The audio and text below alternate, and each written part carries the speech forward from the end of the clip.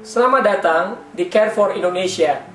Topik kita, saudara, pada hari ini membahas bagaimana mengenal perbuatan, mengenal iman yang dapat menyelamatkan kita. Saudara, baru-baru ini saya berbicara dengan seorang teman baru. Sudah lama orang ini Kristen, tapi masih saja bertanya, apakah perbedaannya perbuatan yang menyelamatkan dengan iman yang menyelamatkan? Karena memang di dalam kitab Yakobus dikatakan bahwa kita dibenarkan oleh perbuatan kita. Saudara, hal ini sangat topikal karena banyak orang mencoba untuk berusaha dalam melakukan keselamatan kita. Kita melakukan perbuatan-perbuatan baik, dan dengan perbuatan-perbuatan baik kita harapkan kita diselamatkan. Dan banyak juga orang mencela, kenapa kok dengan iman saja kita bisa diselamatkan? Apalagi saudara, di dalam Matius 5 ayat 20 dikatakan mengenai kalau hidup keagamaan kita tidak lebih benar daripada orang Farisi dan ahli-ahli Taurat, maka kita tidak dapat masuk dalam kerajaan surga. Padahal jelas saudara dikatakan di dalam Efesus 2:8-9, Paulus mengatakan bahwa kita itu diselamatkan oleh kasih karunia. Bukan karena perbuatan baik kita, tapi oleh karena iman kita dibenarkan.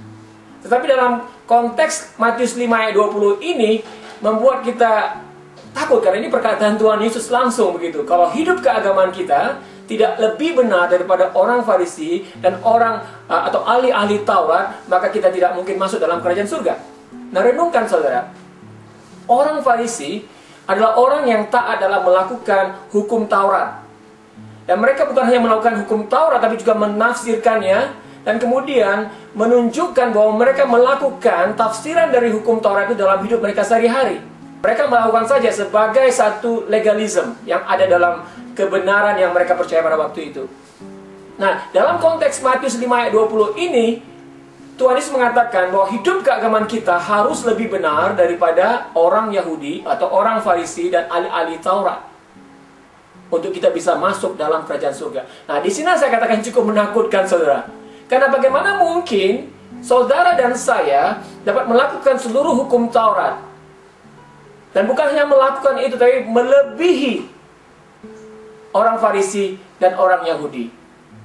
Nah, sedangkan di dalam perkataan firman Tuhan, di dalam ayat yang lain mengatakan bahwa kita ini dibenarkan oleh iman. Nah, pertanyaan ini yang saya mau jelaskan saudara pada hari ini. Saudara, dalam konteks Matius 5 ayat 20 ini, Tuhan Yesus mengatakan bahwa hidup keagamaan kita, di dalam bahasa aslinya, righteousness, atau dalam bahasa Inggrisnya righteousness, adalah kebenaran, kondisi kita diterima oleh Tuhan.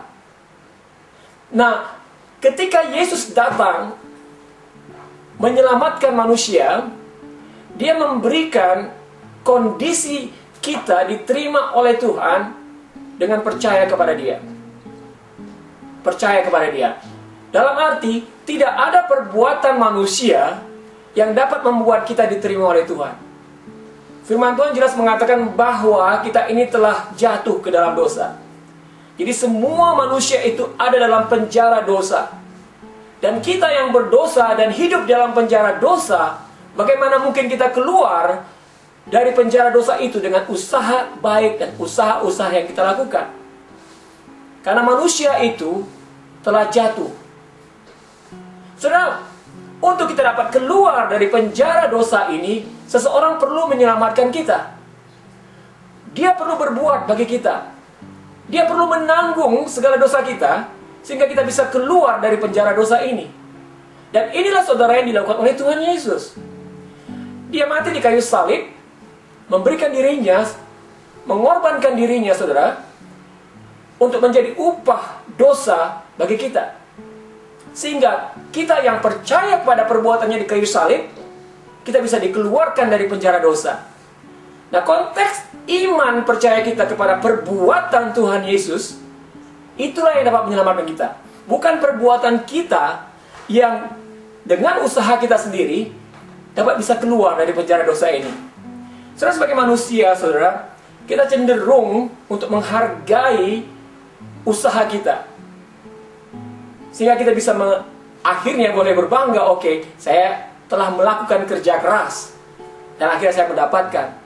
Dalam konteks pekerjaan, itu baik sekali. Apa yang kita tabur, kita lakukan pekerjaan yang sungguh-sungguh serius, dan kita akan menuainya kelak. Sungguh sangat baik, saudara. Tapi dalam konteks keselamatan, semua orang telah jatuh dalam dosa. Dan dia sendiri dengan usaha baiknya sedemikian kuatnya pun, semakin seringnya tidak dapat menyelamatkan atau keluar dari para penjara dosa. Nah, dalam konteks inilah, saudara, Tuhan Yesus dalam Matius 5 ayat 20 mengatakan, nah, kebenaran orang Farisi adalah kebenaran yang mereka percayai itu, bahwa dengan melakukan hukum Taurat, dengan melakukan tafsiran-tafsiran hukum Taurat, dan menunjukkan itu kepada orang lain, saya dapat benarkan oleh Tuhan, diselamatkan oleh Tuhan. Nah, kalau iman orang Farisi dan orang Yahudi seperti itu, kita harus lebih benar dari itu.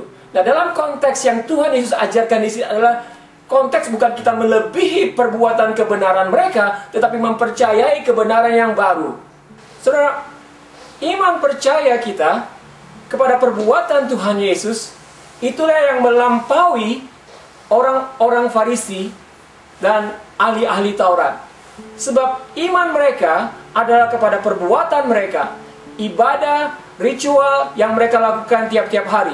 Sedangkan iman yang melebihi itu adalah iman terhadap perbuatan Tuhan Yesus. Dua hal ini yang berbeda. Sehingga kalau kita melihat kehidupan kita dengan iman kepada Tuhan Yesus, itulah yang dapat menyelamatkan kita. Sekalian, bagaimana dengan perbuatan kita? Di dalam kitab Yakobus dikatakan bahwa kita juga dibenarkan oleh perbuatan kita. Nah, dalam konteks Yakobus itu, dia menjelaskan perbuatan yang disumberi, yang didasari oleh iman. Saudara, kita bisa melakukan perbuatan-perbuatan baik walaupun kita tidak ada iman. Ada banyak sekali, kalau kita tinggal dengan tetangga saya di sini, ada banyak orang-orang yang baik walaupun mereka tidak mengenal Tuhan, maka tidak percaya kepada Tuhan. Dan mereka melakukan perbuatan-perbuatan baik itu tidak didasari oleh iman. Nah, sedangkan apa yang Yakobus ceritakan di situ adalah dia mau menunjukkan imannya dengan perbuatannya. Iman yang dikaitkan dengan perbuatan. Kalau dia memiliki iman, tentunya ada buah dari iman. Saudara, kalau kita melihat seorang penyamun yang disalib di sebelah Yesus Kristus pada waktu dia ada di Golgota, saudara, penyamun ini mengatakan, kalau engkau datang sebagai raja, ingatlah akan daku. Saudara, penyamun ini memiliki iman, tapi dia juga memiliki perbuatan. Kalau dia memiliki iman dan dia tidak memiliki perbuatan, dengan dia diam saja, tentunya dia tidak akan mendapatkan keselamatan itu. Dia memiliki iman, namun dia juga, saudara, memiliki perbuatan dengan berteriak, dengan berseru kepada Tuhan Yesus. Kalau engkau datang sebagai raja, ingatlah akan daku. Saudara, banyak sekali iman yang tidak dibuahi dengan perbuatan, oleh karena, saudara, kita tidak lagi serius dengan perbuatan Tuhan Yesus di kayu salib. Nah, di dalam konteks inilah iman itu menjadi mati. Maksud saya begini, saudara, bahwa iman kita itu bisa mati kalau kita lama-kelamaan melakukan perbuatan-perbuatan yang tidak lagi didasari oleh iman. Apakah perbuatan-perbuatan kita dari bangun pagi sampai kita tidur, perbuatan-perbuatan yang dapat kita selalu kaitkan dengan perbuatan Tuhan Yesus di kayu salib? Saudara bisa jujur menjawabnya. Berapa persen kita melakukannya untuk Tuhan, dan berapa persen kita melakukannya untuk diri kita sendiri? Begitu banyak perbuatan-perbuatan kita yang kita lakukan untuk diri sendiri, sehingga begitu banyak iman kita menjadi mati. Nah, dalam konteks ini, saudara, banyak orang Kristen menjadi mudah masuk dalam cobaan dan godaan, dan meninggalkan iman percaya atau kasih yang mula-mula kepada Tuhan. Karena apa? Karena ada iman, tetapi tidak lagi melakukan perbuatannya. Percaya kepada perbuatan Tuhan Yesus, tapi sekarang mulai melihat kepada kepentingan diri sendiri, dan melupakan kepentingan Tuhan dan kepentingan orang lain. Dalam konteks ini, saudara, iman itu akan menjadi mati. Nah, Yakobus mengatakan bukan dengan perbuatan itu kita diselamatkan, Tapi perbuatan itu saudara yang akan kita tunjukkan untuk membangun iman kita. Di dalam perbuatan kita setiap hari, kita bisa menilai perbuatan-perbuatan itu untuk diri kita sendiri atau untuk Tuhan yang berdasarkan iman percaya kita kepada perbuatan Yesus Kristus di kayu salib. Saya harap saudara ini membangun saudara. Sampai ketemu pada session berikutnya.